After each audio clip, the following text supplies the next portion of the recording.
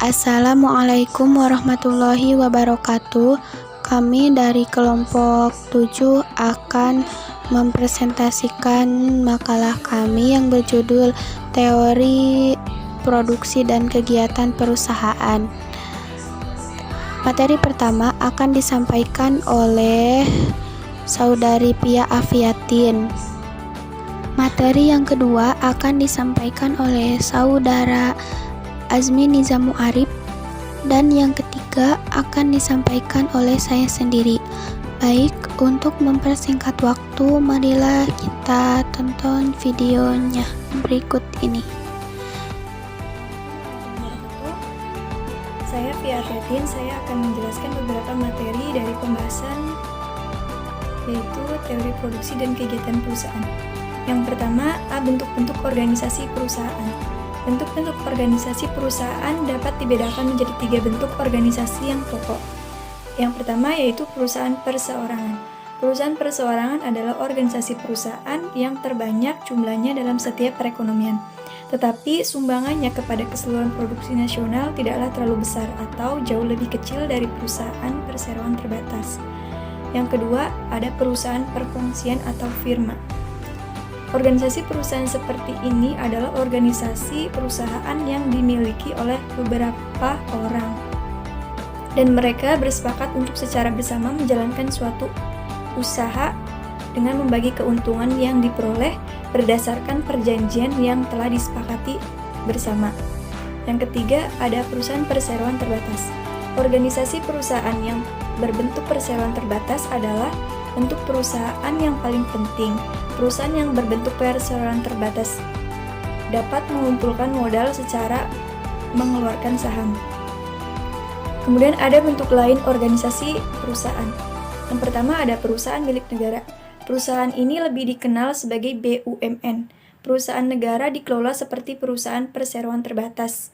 Perbedaannya terletak pada pemilikan perusahaan tersebut. Kedua, ada perusahaan koperasi. Perusahaan koperasi adalah perusahaan yang didirikan bukan untuk mencari keuntungan, tetapi untuk melindungi kepentingan para anggotanya. B. Perusahaan ditinjau dari sudut teori ekonomi.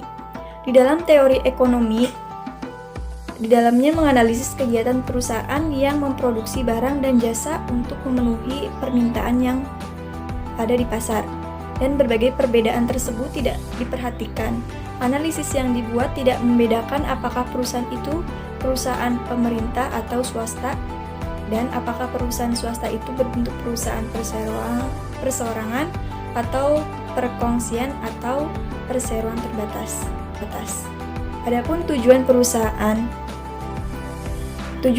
yaitu memaksimumkan keuntungan. Dalam teori ekonomi, pemisalan terpenting dalam menganalisis kegiatan perusahaan adalah mereka akan melakukan kegiatan memproduksi sampai pada tingkat di masa keuntungan mereka mencapai jumlah yang maksimum. Kemudian ada cara mencapai tujuan maksimum keuntungan. Keuntungan atau kerugian adalah perbedaan antara hasil penjualan dan biaya produksi. Keuntungan diperoleh apabila hasil penjualan melebihi dari biaya produksi, dan kerugian akan dialami apabila hasil penjualan kurang dari biaya produksi. Adapun fungsi dari produksi. Yang dinamakan fungsi produksi adalah hubungan di antara faktor-faktor produksi dan tingkat produksi yang diciptakannya. Dengan demikian, di dalam menggambarkan hubungan di antara faktor produksi yang digunakan dan tingkat produksi yang dicapai. Yang digambarkan adalah hubungan di antara jumlah tenaga kerja yang digunakan dan jumlah produksi yang dicapai. Peminimuman biaya produksi. Di dalam pemikiran aspek yang kedua yaitu menentukan komposisi faktor produksi yang akan meminimumkan biaya produksi. Produsen perlu memperhatikan yang pertama itu besarnya pembayaran kepada faktor produksi tambahan yang akan digunakan.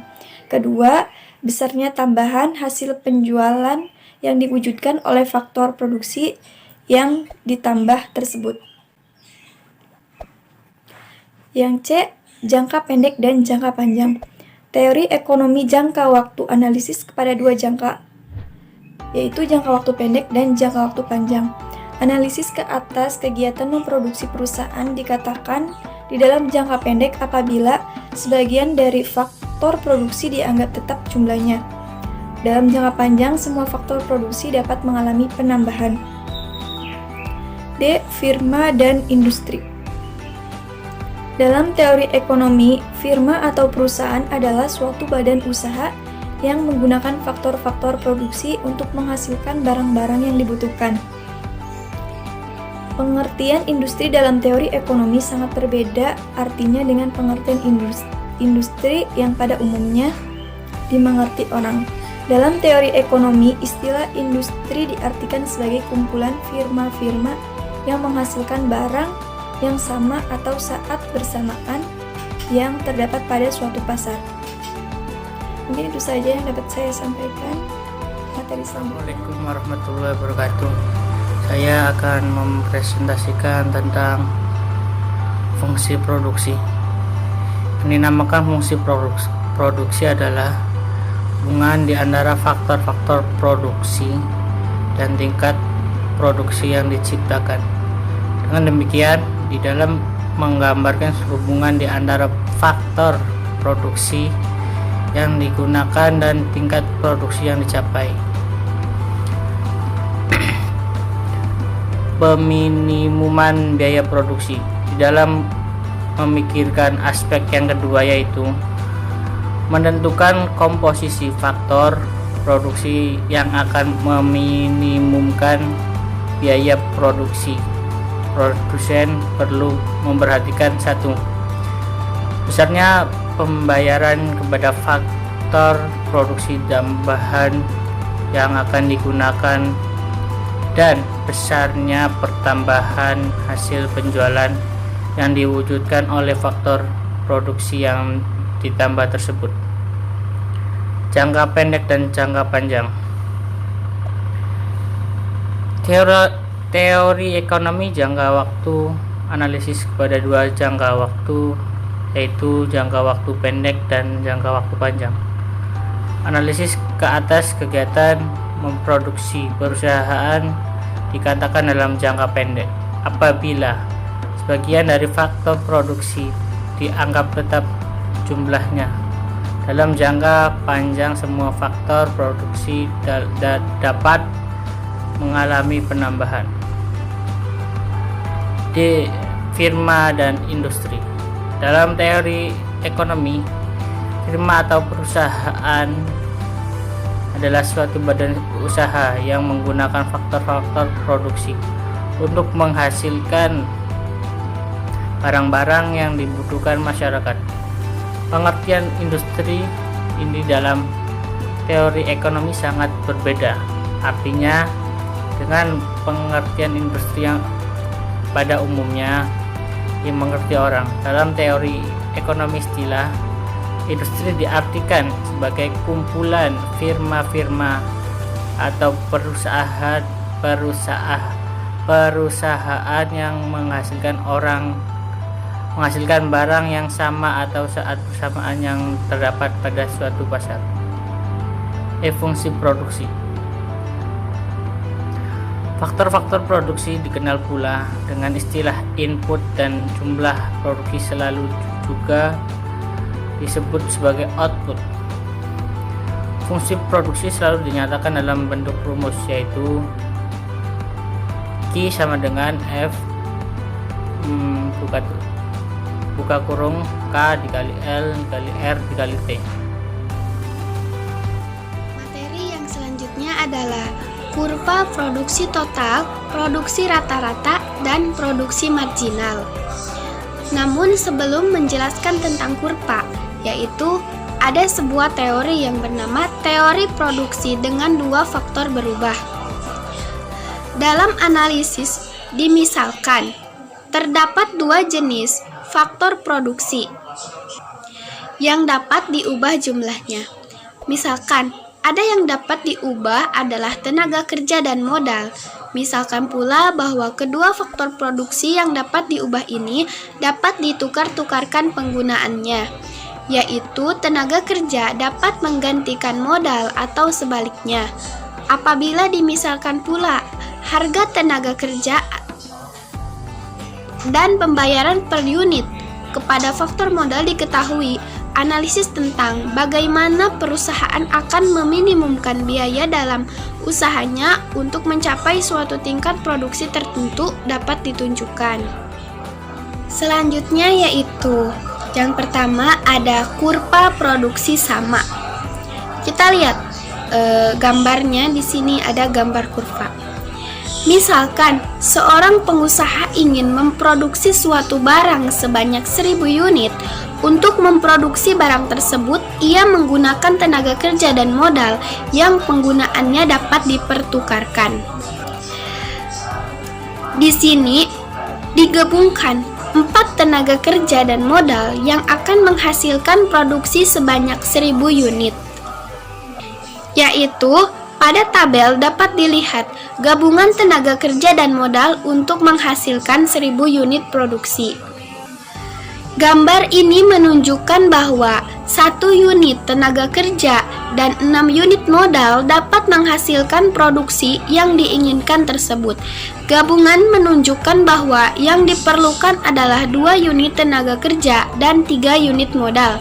Gabungan C menunjukkan bahwa yang diperlukan adalah 3 tenaga kerja dan 2 unit modal. Akhirnya, pada gabungan D menunjukkan bahwa yang diperlukan adalah 6 unit tenaga kerja dan 1 unit modal. Yang selanjutnya adalah ada garis biaya sama. Untuk menghemat biaya produksi dan memaksimumkan keuntungan, perusahaan harus meminimumkan biaya produksi. Untuk membuat analisis mengenai peminimuman biaya produksi, perlulah dibuat garis biaya sama. Garis ini menggambarkan gabungan faktor-faktor produksi yang dapat diperoleh dengan menggunakan sejumlah biaya tertentu. Untuk menentukan garis biaya sama diperlukan: 1. Ada harga faktor-faktor produksi yang digunakan. Yang kedua, jumlah uang yang tersedia untuk membeli faktor-faktor produksi. Di sini ada kurva yang kedua, yaitu bisa kita lihat berdasarkan contoh yang dibuat. Misalkan upah tenaga kerja adalah 10.000 dan biaya modal per unit adalah 20.000, sedangkan jumlah uang yang tersedia 80.000. Garis TC menunjukkan gabungan-gabungan tenaga kerja dan modal yang dapat diperoleh dengan menggunakan 80.000. Apabila upah tenaga kerja dan biaya modal per unit adalah seperti yang dimisalkan, uang tersebut digunakan untuk memperoleh modal saja akan memperoleh 80.000 per 20.000 sama dengan 4 unit, dan klausa yang digunakan untuk memperoleh tenaga kerja saja akan memperoleh 80.000 per 10.000 sama dengan 8 unit. Seterusnya kita lihat pada titik A dan TC menunjukkan dana sebanyak 80.000 dapat digunakan untuk memperoleh 2 unit modal dan 4 pekerja. Dalam gambar ditunjukkan beberapa garis biaya sama yang lain, yaitu TC1, TC2, dan TC3. Garis-garis itu menunjukkan garis biaya sama apabila jumlah uang yang tersedia adalah 100.000, 120.000, dan 140.000. Yang selanjutnya yaitu ada minimum biaya atau maksimum produksi. Maksimum produksi. Dalam persoalan di atas dimisalkan biaya yang dibelanjakan untuk membeli per unit modal adalah 15.000, upah tenaga kerja 10.000, dan biaya yang disediakan produsen adalah 300.000. Dengan uang sebanyak 300.000, produsen dapat sekiranya membeli satu jenis faktor produksi saja, memperoleh 20 unit modal atau 30 tenaga kerja.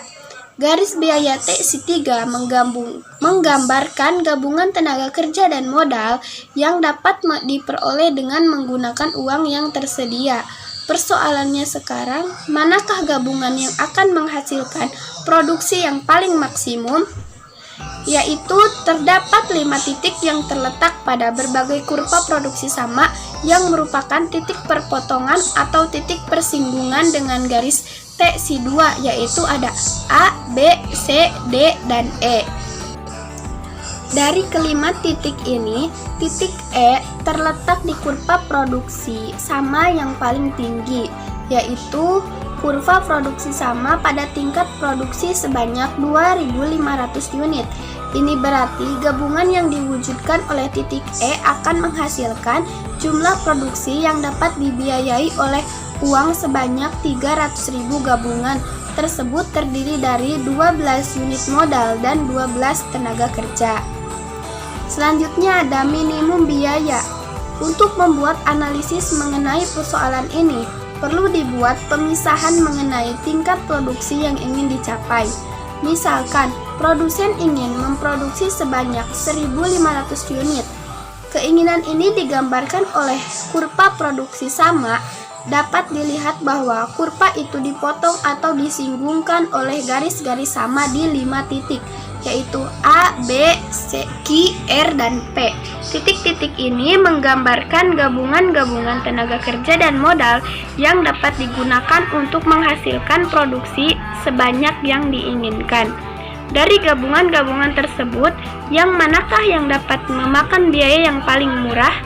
Yang biayanya paling minimum adalah gabungan yang ditunjukkan oleh titik yang terletak pada garis biaya sama yang paling rendah. Titik P adalah pada garis biaya sama yang menyinggung kurva produksi sama yang paling rendah, yaitu garis TC. Dengan demikian, titik ini menggambarkan gabungan tenaga kerja dan modal yang akan membutuhkan biaya. Cukup sekian presentasi dari kelompok 7. Mohon maaf bila masih banyak kekurangan. Wabillahi taufiq wal hidayah. Wassalamualaikum warahmatullahi wabarakatuh.